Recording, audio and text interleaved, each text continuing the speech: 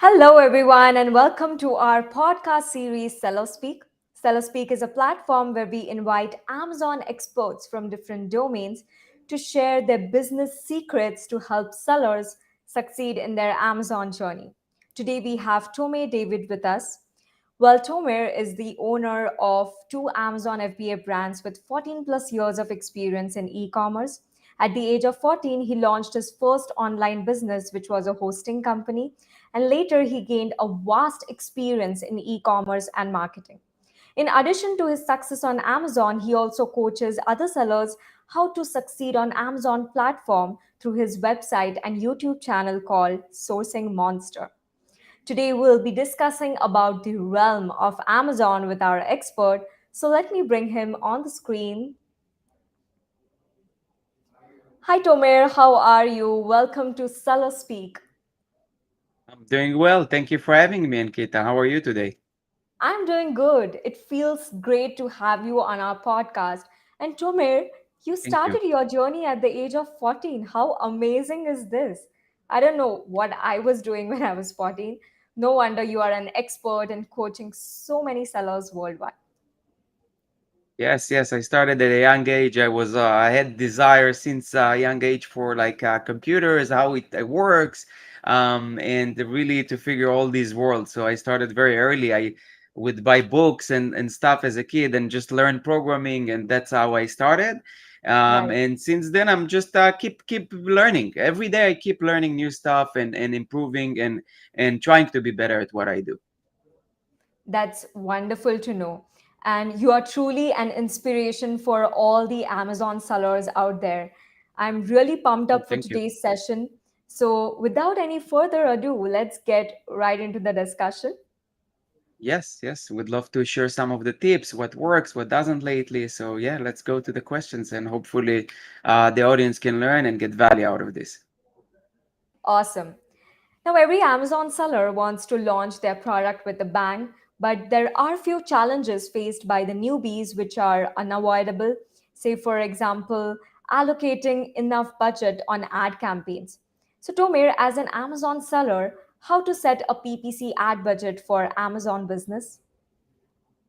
Good question. So yes, a lot of times, especially like you said, newbies, they come to think that when they launch product, the budget that they need is only for the inventory itself and maybe for the shipping, and they forget about the PPC, which is a super important part of the product launch. Because if you cannot bring traffic to your listings, people to buy, especially at the beginning when you launch new product, then you're going to be in a problem. And even if your product is good, you could miss sales or have a slow or even unsuccessful launch because you don't utilize ads PPC and you didn't put enough allocation budget toward PPC. How you launch it? I don't have a set, specific budget in mind for each product. It really depends. How competitive is the niche?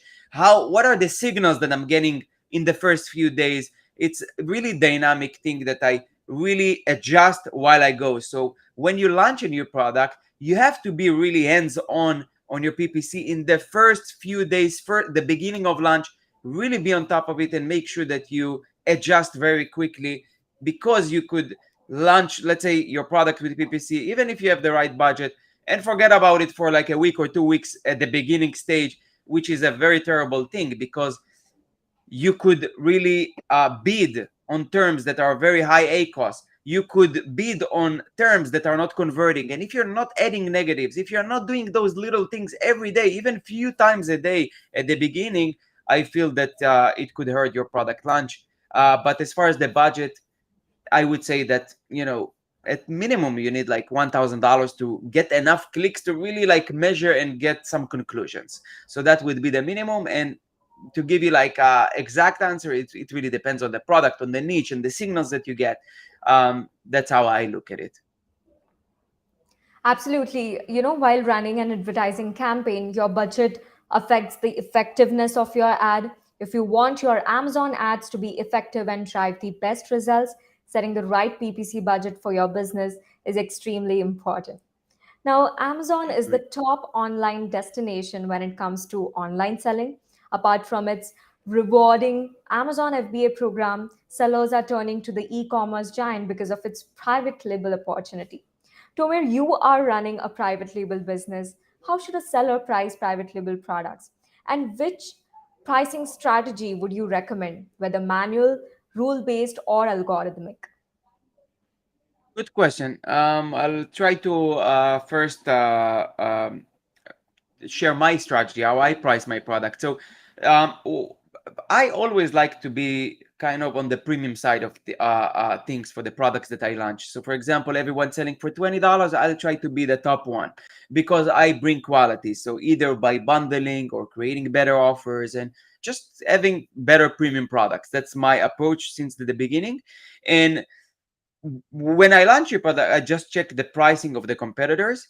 Actually, that's on the research stage. I'm kind of being aware what is the pricing that I want to know. Some people, some sellers, they bring products they don't really know before what is the price that they are going to sell or what is the price they need to be profitable from day one. And after that, I always try to maximize it. So I check the competitors. I check what is the current price in the market, and I try to really think and have a common sense. Okay, with my premium offer, what is the highest price that I can sell it? Because it's a business, I'm trying to maximize my profits. And then when I launch, I start not being too aggressive. I test the market, and again, it's very similar to the PPC structure. I try to be hands-on and adjust quickly at the beginning phase of the product launch. So I could start with $25, and then maybe I see I don't get any like sales and I get a lot of clicks.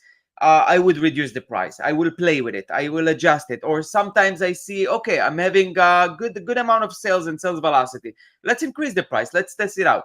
My goal at the end of the day, every day, is to make sure that I sell at the highest price possible with keeping it in a balance of not hurting my sales velocity. Um, so it's very dynamic to the competitors and how the market react to your offer. So you have to adjust. You have to see what people they buy it, they don't buy, and adjust accordingly. Well, absolutely. I think determining the price for your Amazon private label product can put you in a Goldilocks dilemma. Thanks to your pricing insights, it will definitely help our viewers to price their products strategically. Well, when And I deciding don't which, use and sorry, I'm sorry to interrupt, but I don't use any repricers. I yeah, know it's becoming like a new thing, and I think we're going to see it more and more for private label. It was more for wholesale arbitrage and less for private label, but I think it's going toward automatic repricings for private label as well. It's something that I should look into. I already started looking into, but I think next year it will be more a bit bigger the thing for us for sure. yeah, makes sense, Nomer. Now, when deciding which products to pitch on Amazon, sellers frequently find themselves in a pickle. Tomer, you being a sourcing expert, what are your approaches for evaluating profitability when sourcing reliable products on Amazon? And what is a healthy profit margin according to you? Yes. So things are very dynamic, and maybe what I did 3 years ago is different than what we do today. Today, after the pandemic, we all realized that we need to have a healthy, strong profit margin. So for every new product that I launch now, I look at it not really as a profit margins, but I look at it as a fixed price. I want to have at least $10 profit per unit. So that's how I look at it.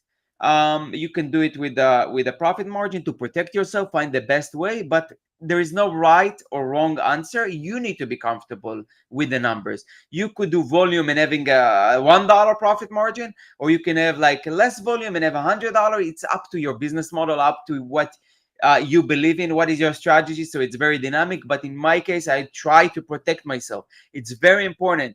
Unless you're like really experienced seasoned seller, do volumes, protect yourself, leave yourself enough room for mistakes, for errors, for things that maybe you didn't see, and unexpected expenses that comes with every business, and especially with Amazon FBA business. You have sometimes the storage fees that people don't calculate, and other many fees that business, operating business involves. So making sure that you negotiate well, you get the best deals, the actual deal is when you source it. So try to really compare as many quotes as possible. Talk to maybe sourcing agents, and try to get the best price while leaving yourself enough room to errors. That's my approach with pricing and sourcing. Right. I think I can totally get it. Evaluating the profitability and knowing the healthy profit margin of your business is very crucial for your sustainability. And the tips which is given by Tomer right now is definitely going to help the sellers watching this video. Now, many sellers that sell on Amazon Marketplace also use a number of other channels for selling products. Tomer is multi-channel fulfillment an option for fulfilling international orders? And if not, what are the other fulfillment options for international business? Good question. So we use multi-channel fulfillment capability of Amazon. We have our inventory by Amazon, and then for the other channels where we sell like Etsy, eBay, Walmart, we use WFS as it's a little different. Walmart, we use Amazon inventory to ship our orders. I don't use it internationally. I used to sell in Europe. We used to sell in Canada and Mexico, and it just create too much headaches and work for us. So we don't sell internationally at this point, but we definitely using our inventory on Amazon to fulfill our orders from other channels. It's very convenient. It's helping us scale and focus on marketing and all the good things we like about Amazon FBA, just with other channels that we sell on. But as far as experience with international fulfillment, I don't really use those options with the Amazon FBA. Well, fulfillment of international orders can be complicated, but all these, suggestions which Tomer has given us will be helpful for all of you. Now, to better understand the cross-channel marketing efforts and customize their AMC experience, brands can now use Amazon Marketing Cloud. Tomer, what is your take on this latest update? So I'm not aware of this latest update. Maybe you can share some info about it. The marketing, Amazon Marketing Cloud, it's part of the AWS services. Yeah. So I think this is going to be a game changer. It will enable advertisers to expand the types of aggregated insights they can generate from AMC, complementing the standard reports from advertising. Yeah, I for sure will look into it if it's a new functionality, and Amazon getting bigger and bigger as a player Yeah. in the advertising world. They compete side by side with Google and with Facebook, and you see that trying to penetrate into the display side of like world as well, and they are launching new features because they see it's a really strong growth category for them, and they invest smartly in that. And I guess we'll start seeing more and more updates like this one, and I'll definitely look into it. But I don't really have experience with the Amazon Marketing Cloud, or like flexible ads or shopping analytics. I'm not really using it yet. Okay, cool. Thank you so much. And with this, we have almost reached the end of the session. Thank you so much, Tomer, for sharing your expert tips with us. I'm sure all the sellers watching this video have got a good understanding about the top strategies Amazon for running your Amazon FBA business. Yes, for sure. And thank you for having me. I really appreciate it. You're doing an amazing work. I follow your blog and website for a long time. And I hope to be here in the future again. Well, that's very sweet. A big thank you to our audience for being a part of this too. Your support definitely means a lot to us. If you found this video helpful, please like, share, and subscribe to SellerApp.